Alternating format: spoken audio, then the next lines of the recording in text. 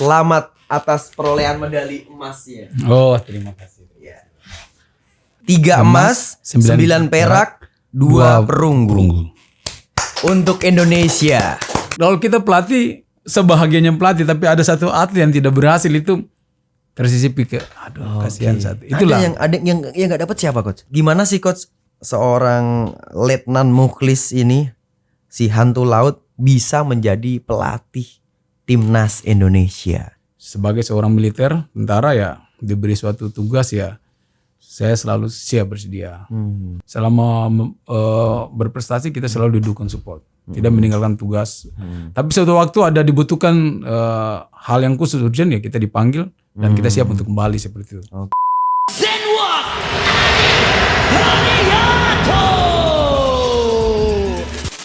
Representing from Wushu Indonesia,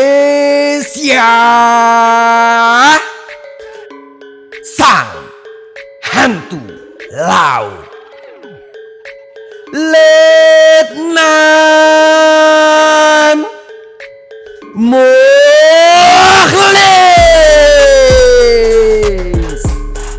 Hormat Letnan. Hormat. Selamat atas perolehan medali emasnya. Oh, terima kasih. 3 emas, 9 perak, 2 perunggu. Untuk Indonesia. Keren. Wis. Gimana nih coach sebagai pelatih timnas Indonesia di Wushu memperoleh prestasi yang sudah hampir 11 tahun di nomor sanda khususnya, sekarang pecah telur lagi dapat emas. Gimana perasaannya coach? Kalau perasaan ya dibilang ya sangat terharu ya, karena bahagia gitu. Untuk khususnya di nomor santa ya, kemarin untuk nomor santa itu kita dari 8 atlet kita dapat 7 medali, yaitu 1 emas, 5 perak sama 1 perunggu. Jadi itu sebuah pencapaian yang luar biasa ya. Terutama di emas itu kita setelah SEA Games 2011, akhirnya kita bisa dapat di SEA Games 2022 ini. Kan penantian yang cukup panjang sekali. 11 tahun. 11 tahun loh. Panjang itu. Bisa pecah telur 1 emas. Ya insya Allah. Dulu waktu 2011 itu yang dapat emas siapa? Dulu SEA Games 2011 yaitu dapat emas ya saya. Wow. Saya sendiri tuh waktu itu saya main di kelas 60 kg. 60 kg. Dan untuk di putra dan di putri itu 60 kg putri waktu itu Moria Manalu. Ya, oke. Yang sekarang dapat emas di kelas putri Juwita Manalu. 48 kg putri. Masih Manalu kayaknya titisannya Moria Manalu juga nih. Ya mungkin kan orang Medan kan marganya hampir sama semua. Marganya sama semua. Keren. Kita warga Indonesia ikut bangga coach dengan pencapaian prestasi di SEA Games kali ini. Ya, keren. Terima kasih banyak ya. Iya coach. Gimana nih coach? Suka dukanya di sana kemarin menghadapin pertandingan anak-anaknya itu, perasaan coach Mukhlis gimana nih? Kalau di perasaan ya namanya kita ya pelatih hampir sama kayak atlet, beban itu ya. Sebelum kita udah mau berangkat itu udah rasa gimana kan kita kepikiran karena sebuah tanggung jawab yang besar. Kita udah persiapan lama ya, panjang untuk kita setelah dipanggil pelatnas itu hampir 2 tahun lebih kita udah persiapan dan kita fokus lagi di 5 bulan terakhir kan dengan gejolak pandemi yang ada terus kita persiapan itu kan. Dan di saat di sana pun suatu beban moral karena pasti ya kita punya suatu musim berat karena tuan rumah dia punya ambisi untuk ingin menguasai itu untuk ya dan terbukti ya final kemarin kita ada beberapa ya hampir 5 nomor kita dengan tuan rumah semua. Final. Dan satu aja yang nyangkut.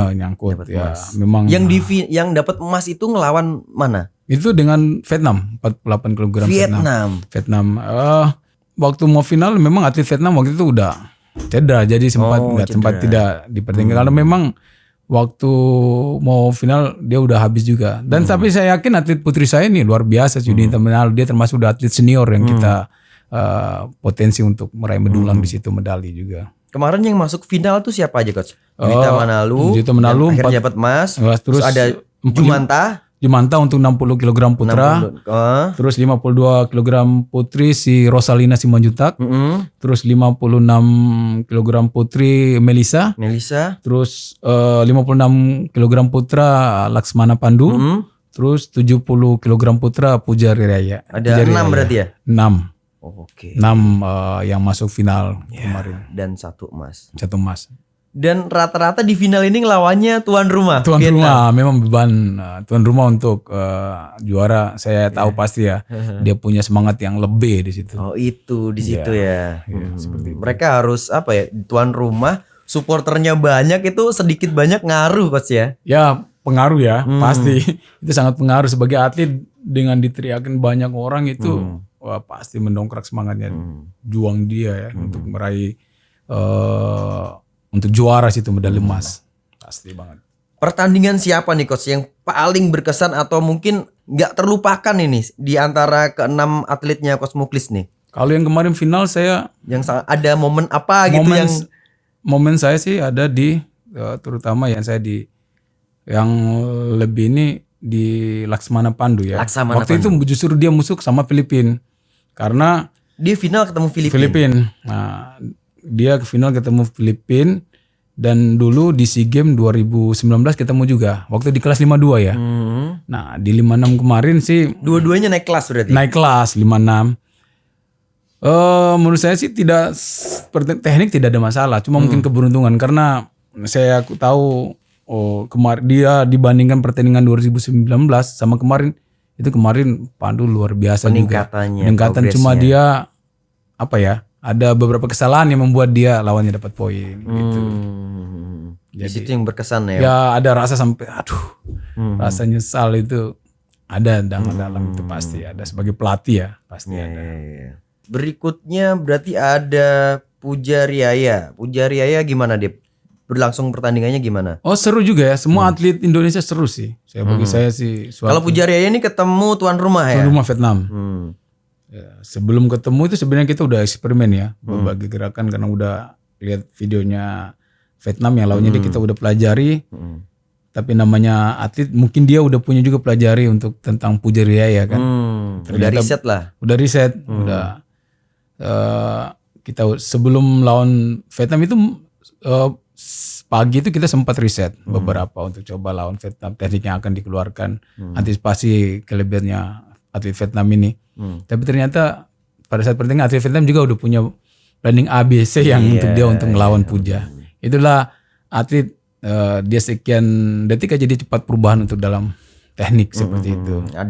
Adaptasinya cepat banget harus. Terus ada lagi Jumanta. Kalau Jumanta ketemu Vietnam juga. Atlet Vietnam dan atlet senior memang. Atlet itu kemarin dia senior, dia pernah SEA Games kemarin 2019 dia juara. Terus kalau nggak salah dia di Asian Games atau kejuaraan dunia 2015 ada main juga atlet.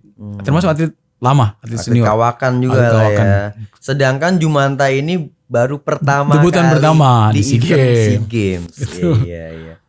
Dan memperoleh perak. Itu gimana tuh? Pencapaiannya menurut Coach Muklis gimana tuh?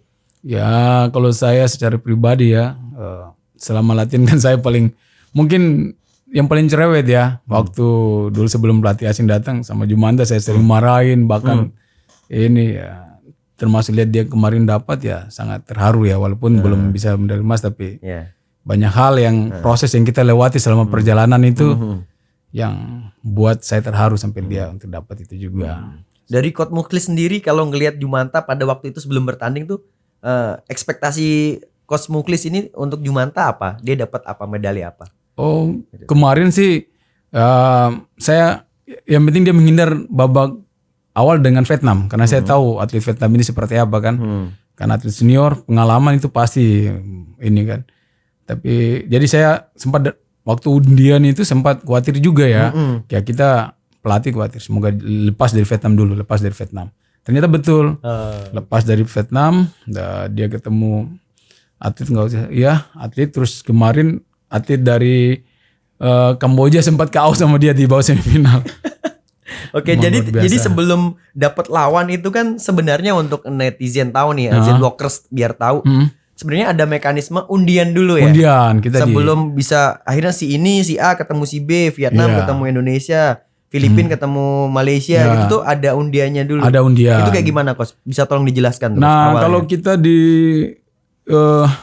WUSU sendiri ada 2 undian ya, ada yang manual, ada yang dari komputer langsung. Jadi kalau yang kemarin dipakai, kalau dulu yang di Filipina itu manual, kita ambil kan dibuat nama gitu kan, ambil nanti ketemu siapa. Tapi yang di kemarin di komputer tergantung kita mau berapa kali penekanan komputer ya, 3 kali, 2 kali. Jadi memang gitu. Jadi dipanggil dari terus bukan pelatih dari Indonesia juga, ada urutan pelatih yang untuk menekan itu tombol. Jadi bukan jadi dipanggil seandainya untuk kelas 60 kg. Urutan seandainya waktu itu seandainya pelatih Myanmar gitu. Ya, pelatih Myanmar berapa kali tekan? 3 kali. Tak. Ketiga ya udah langsung drawing keluar udah nama siapa. Itu yang kalau komputer. Oke, jadi sistemnya ngacak undian. Oke. Dan si Begeng atau Jumanta ini sempat meng-KO dari Kamboja.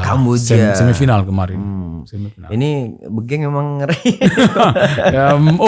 Dia termasuk yang luar biasa fisiknya. Maksudnya fisik dia termasuk power sama fisik endurance-nya luar biasa. Ini bagus. Soalnya Adi juga pribadi kenal si Begeng ini kayak gimana dari nol kita bareng-bareng dulu di Platda DKI dulu. Jadi tahu modelnya anaknya kayak gimana. Modelnya tuh okol gitu loh, pakai otot betul. Modelnya. Mungkin terbiasa dengan adaptasi dia waktu kecil seperti apa kan. Dia kan memang yang saya tahu dia memang pekerja keras dari kecil. Anak mungkin kayak bantu-bantu orang tuanya gitu. Latar belakangnya di pelabuhan ya. Iya, itu. Keren, keras, tough life. Sering angkat panggul buru panggul. Iya. Nanti insya Allah kita undang ke sini juga. Wah, perlu. Oke, kita lanjut lagi nih, Coach, ke Juwita yang dapat emas. Junita. Nah, ini Junita. Ini perjalanannya gimana tuh, Junita? Junita sih dia salah satu atlet putri yang termasuk senior ya. Dia udah usia 30-an lah. Dia termasuk perjalanan luar biasa, aku tahu anak itu. Latihan tidak pernah mengeluh dia. Beberapa sparring kita uji coba pun kaki bengkak pun dia masih mau ikut. Akhirnya pun kemarin babak semifinal dia bisa mengalahkan Thailand. Tahu sendiri kan Thailand kuat seperti apa. Itu dengan luar biasa dia mengalahkan Thailand itu. Jadi ya semasuk hal yang membanggakan bagi saya untuk si Junita itu. Ya bisa lah dia akhirnya bisa untuk berbicara di situ. Gimana perasaannya Coach Mukhlis sendiri? Anak didiknya bisa memperoleh emas itu seperti apa? Rasanya tuh feel-nya pada waktu itu tuh kayak gimana tuh? Kalau perasaannya dibilang ya sangat bahagia ya. Yang tadi dibilang 11 tahun lah kita untuk bisa meraih emas. Sangat bahagia aku. Sampai sekarang pun kadang-kadang ya. Tapi mungkin ya kalau kita pelatih sebahagianya pelatih, tapi ada satu atlet yang tidak berhasil itu tersisipi ke kasihan satu. Itulah. Ada yang enggak dapat siapa, Coach? Ya si Abdul Haris Sofyan, Bolang, Laude Abdul Haris Sofyan. Itu yang saya masih sedih, yang sering saya kadang-kadang ya kebayang pas pulang ya sampai saya peluk dia ya, tetap semangat aja. Itulah. Beban pelatih gitu. Kalau atlet kan gini, tapi pelatih tuh kita semuanya. Ada atlet, semua satu aja nggak dapat. Kita tetap berkecamuk tuh pasti rasa bersalah, mestinya rasa bersalah kok nggak paksa lagi itu pasti ada tuh rasa aduh kenapa sedih itu ada ya itulah. Perlu Zen Walkers tahu pelatih itu sebenarnya lebih dilemanya lebih konfliknya itu di dalam tuh berkecamuknya lebih banyak gitu beban iya. Padahal si Laude Abdul Haris Sofyan ini sebelumnya di event sebelumnya SEA Games pernah sebelumnya udah kan? Dia udah kemarin 2019 dapat perunggu nggak? Perunggu dia. Nah, dia pernah di kejuaraan dunia juga. Kalau nggak salah ya antara perak dapat dia 2017 kalau nggak salah. Ini prestasinya udah segudang nih anak nih. Cuma mungkin kemarin dia ketemu lawan yang pernah dia ketemu dulu sebelumnya. Itu kan atlet kadang mungkin bebannya dia di situ mungkin ya. Dia ketemu Filipina. Dari Filipina. Mungkin menurut saya sih beban di situ yang mungkin agak ini ya sih yang mungkin terbawa. Tapi secara teknik ini matang, dia udah luar biasa. Tapi inilah olahraga bela diri, tidak bisa kita memprediksi sesuatu gini kan. Bukan matematika 4 tambah 4 8 ya.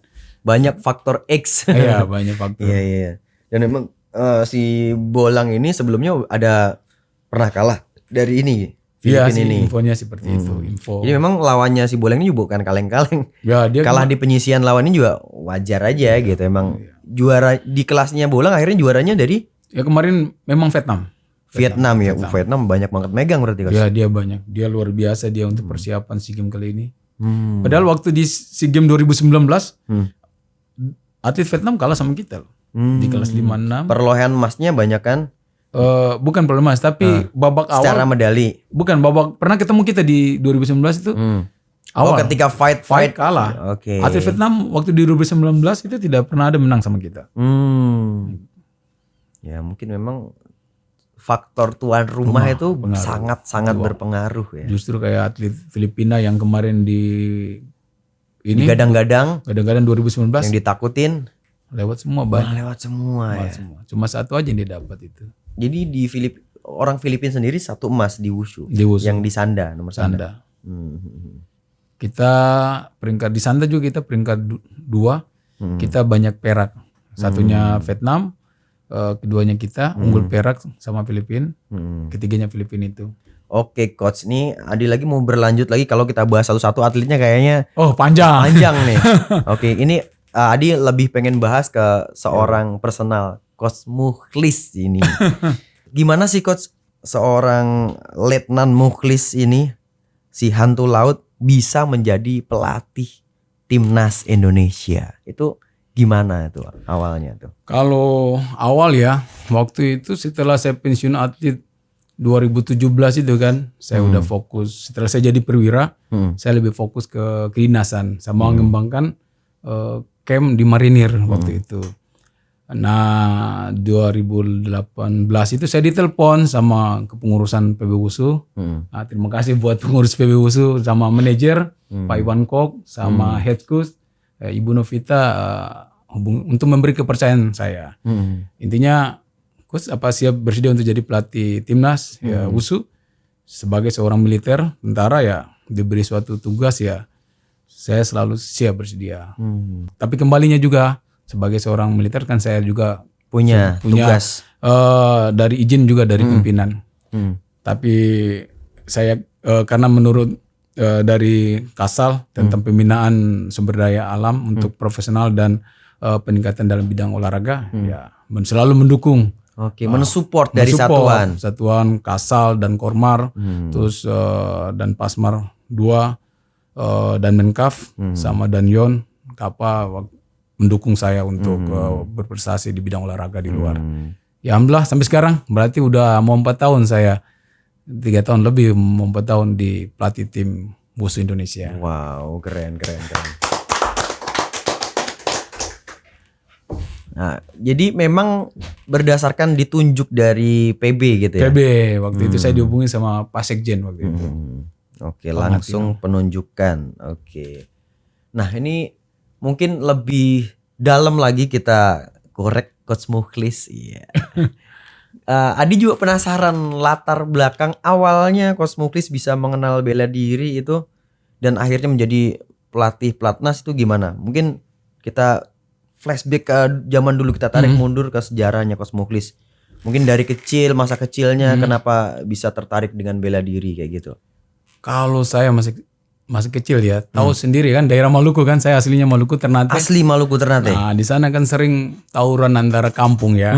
Biasa itu kalau udah kampung ini ada ada pesta kan, di sana ada pesta, ibaratnya di sini kayak ada nikahan, pesta kan dibuat. Itu pasti ada tawuran. Nah, akhirnya waktu itu saya udah belajar bela diri. Waktu itu dulu belajar saya pencak silat. Bela diri pertama Coach Mukhlis pencak silat. Nah, Merpati Putih waktu itu. Merpati Putih. Nah, itu pernapasan berarti. Ya, waktu saya belajar, tapi bukan untuk prestasi, untuk berantem. Ya, ini bukan prestasi ya. Buat bekal ya, jago-jagoan gitu kan. Oke. Nah, setelah itu pindah ke taekwondo saya. Taekwondo, belajar taekwondo, habis taekwondo sampai sabuk saya hijau. Iya, hijau, kuning hijau ya. Nah, habis itu saya hijau, saya latihan tinju. Nah, Itu di umur berapa sih coach yang tadi ikut merpati putih? Merpati putih saya itu di SD ya. SD. Mau SMP itu, sekolah dasar. sekolah dasar. Taekwondonya di SMP. Jadi pas berubah dari SD ke SMP, Iya, pindah. berubah bela diri juga. Taekwondo karena waktu itu di sekolah kan ada taekwondo kan, ikut. Jadi apa yang ada di sekolah itu ekskul Ya, itu ikutin. ikut. Terus Habis itu, tinju udah SMP juga waktu itu kan taekwondo tinju di kampung waktu itu kan, tinju kampung. Tapi kalau tahu sendiri kan kita kan kota Ternate waktu itu belum provinsi, jadi kota masih kecil. Waktu itu kabupaten itu. Di tahun-tahun di bawah tahun 2000-an itu kan. Ya hanya latihan, tidak ada event sama sekali. Kalau mau event keluar kan harus ke provinsi waktu itu Maluku. Ya, dan jarang untuk bisa ke sana. Nah, yang mengantar saya waktu itu ya udah saya pas lulus SMA. Lulus SMA, saya daftar angkatan lulus SMA, daftar angkatan tentara, ya TNI Angkatan Laut. Setelah saya daftar TNI Angkatan Laut, masuk Kop Marinir, ya, Pasmar 2. Nah, di situ yang mengantarkan saya mulai berprestasi. Karena saya mungkin dasarnya senang bela diri, apa aja saya embat ibaratnya, mau ada bela diri apa saya latihan. Akhirnya saya ikut karate sampai juara. Aku udah pernah ikut piala karate di Piala Kasat, pernah ikut 2006 itu di Medan waktu itu, udah juara. Cuma cita-cita saya kan dulu sering lihat TV kan, pon, waduh ini saya harus main pon. Waktu itu saingan di karate juga cukup berat waktu itu, kuat. Aduh, udah teman saya ngajak, ayo gimana ikut WUSU 2006 itu. Udah ikut WUSU saya. Ikut WUSU tapi gayanya kayak karate, masih main poin. Aku lihat sih pas Coach Muklis juga kita pernah ketemu di Kejurnas Medan tuh. Style-stylenya masih ada keluar karatenya kadang. Ya itu ya udah juara, menang. Ya udah dipanggil Puslada waktu itu. Ya proses ya sampai sekarang aku di WUSU. Puslada di Jatim. Habis Puslada Jatim. Ini kan Coach Muklis dari Ternate. Ini kok bisa jadi Jatim nih, gimana nih? Itu waktu karena tuntutan tugas. Waktu itu setelah saya masuk tentara di 2003, masuk marinir, di penempatan tugas saya di Surabaya. Yang membuat saya harus jadi warga negara Indonesia. KTP-nya Jawa Timur. Gitu. KTP secara KTP Jawa Timur, jadi ya udah bela Jawa Timur. Dan tuntutan kerjaan. Dan di situ Coach Muklis mengawali karir di Wushu Shanda. Emas pertama Coach Muklis di Wushu Shanda di event apa? Kalau emas untuk kejurda udah dapat emas saya waktu itu di 2006 ya. Jatim. Terus nanti habis itu kejurnas dapat perunggu. Habis dari saya naik dapat emas kejurnas di 2010. Emas itu berapa? 6 kali saya juara nasional di Wushu Santa. 6 kali juara nasional di Wushu Shanda. Ya, juara nasional. Terus habis SEA Games di kejurnas ya waktu itu 6 kali. Terus habis itu di SEA Games 2018 dapat medali emas gitu. Jadi dari satuan sendiri tuh gimana sih Coach? Kok bisa, kan ada tugas sendiri tuh biasanya sebagai tentara tuh pasti ada tugas-tugasnya sendiri. Terus Coach Muklis sisi lain juga harus mengikutin atlet juga. Setahu saya kan memang harus base camp, ya udah lo stay di situ. Kalau Platda ya udah di situ Platda, seharian di situ tinggal gitu. Itu gimana tuh Coach? Ya tadi ya saya bilang ya, dari pimpinan, dari Kasal, dari Komandan Kop, sama dan Pasmar dan Komandan Resimen juga dan Yon itu mendukung. Jadi tidak apa-apa kita selama berprestasi kita selalu didukung, support, tidak meninggalkan tugas. Tapi suatu waktu ada dibutuhkan hal yang khusus urgent ya kita dipanggil dan kita siap untuk kembali seperti itu. Jadi memang disupport juga sisi lain tadi itu ya. Perintah harian dari Kasal tentang peningkatan sumber daya manusia di dalam bidang dan profesional dalam bidang olahraga. Itu perintah harian dari Kasal Laksamana Yudo. Perintah harian itu ya? Iya. Seperti itu. Jadi masih relate gitu ya, masih sama tujuannya gitu. Tujuan kita mengembangkan olahraga kan. Seperti itu. Dan suatu waktu keadaan dibutuhkan siap gitu. Siap. Negara butuhkan ya tentara ya. Siap. Siap. Harus hitam nggak? Apa? Harus hitam. Tentara harus hitam gitu. Oke Coach. Nah ini berarti momen apa sih Coach yang paling berkesan di pertandingan Coach Muklis selama ini gitu? Kalau saya sih banyak ya, karena saya ikut bela diri itu bukan cuma wusu ya. Ada kickboxing, ada muay thai, ada. Iya Muay Thai nih. Sabuk juara nasional Muay Thai itu. Iya, Saya nonton 2015. ya. Wah, ya itu hal yang luar biasa juga bagi saya, terlupakan ya. Karena sempat dipandang sebelah mata ya atlet wusu ya. Atlet wusu main Muay Thai bisa enggak? Itulah banyak orang kira atlet wusu bisa ya. Buktinya saya bisa juara waktu itu. Iya. Nah, Ngelawan Serial Effendi. iya, seperti itu. Teman saya sekarang.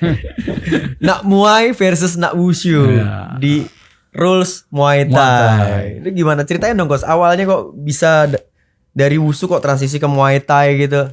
Nah, kalau tetap amatir untuk pengembangan saya di PON ke arahnya nasional internasional, saya lebih fokus ke Wushu. Tapi kalau itu ya saya bilang ke profesional main pro ya. Waktu itu ada teman ngajak, ayo main Muay Thai pro. Waktu MPI nggak salah ya. MPI betul. Nah MPI ya boleh ikut. Waktu itu kita tidak ada pertandingan Wushu ya. Ya akhirnya saya fokus main seperti itu. Jadi waktu itu turnamen ya Coach? Ya turnamen Jack Top Fight. Ya. Sehari ngalahin berapa orang Coach? Ya waktu itu kan kita cuma turnamen ternyata cuma 4 orang. Enggak bukan 1, 2. Kita hanya 4 orang aja yang main di turnamen. Jadi satu hari ngalahin 2 orang. 2. Tapi lumayan ya. Banyak juga. Pulang dari situ lumayan. Bengkak-bengkak juga. Itu aku nonton masih wushu shanda banget itu. Iya. Itu memang kalau itu nggak akan bisa lupa kental teknik khusus standar itu pasti. Iya, back to basic ya pasti ya. Back to basic ya. Oke, abis itu Coach Muklis ini juga pernah tanding MMA. Ya, itu udah masa-masa usia saya mau 40 ya. Nah, sebenarnya sih itu ya balik kita atlet tuh ada rasa apa ya? Adrenalin ya kalau dipanggil main. Itu yang saya bilang. Setelah saya bawa tim PON waktu itu 2016. Sebenarnya dari 2015 saya udah dihubungi itu waktu itu. Sama waktu itu ketemu si Francino, Prof Francino sama si Mac. Ayo main-main. Nah, 2015 waktu ketemu seleksi di Surabaya, jadi One Pride. Nah, waktu itu saya bilang berat. Saya masih fokus ke Wushu karena saya waktu itu bawa tim. Memang prinsip saya kalau saya udah bawa tim, saya tidak akan main di olahraga lain dulu. Nah, habis komitmennya PON, komitmen saya memang. Habis PON 2016, ya itu dia hubungi lagi mau main. ketemu atlet Wushu si Sofi pernah kan saya ngalahin berapa kali kan di Wushu ya. Di Wushu. Aduh, saya nggak persiapan apa tuh. Berat saya lagi over banget kan, udah 2 tahun saya pensiun. Oh, dari pensiun itu. Udah dari pensiun, main ya udah. Ya main waktu itu kalah poin waktu itu. Tapi habis kalah poin lagi ada jahitan, ditawari lagi sama si Francino. Mau main lagi bulan depan. Ayo main saya. Udah main lagi waktu itu 2017. Udah terlanjur basah. Udah terlanjur basah ya main waktu itu ya menang udah. Menang. Mau main ketiga dari pimpinan TNI Angkatan Laut ya.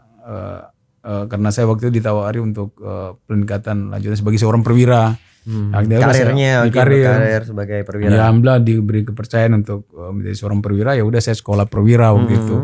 Habis sekolah perwira ya udah mau main lagi udah. Kita ingat usia ya sebagai atlet. Ya keterbatasan usia itu pastilah. Ya udah saya dari situ saya udah terakhir menang di 2017 di MMA. Ya saya udah putus pensiun karena saya lihat junior saya semakin bagus. Ya, saya udahlah aku harus pensiun. Pengen ciptakan atlet lah seperti itu. Gitu. Nah, ini Adi kan kalau ngelihat sosok Coach Muklis ini kan apa ya? Lebih enak lah dibanding atlet seperti saya, teman-teman yang lain nih yang nggak ada support. Kalau Coach Muklis kan disupport dari satuan.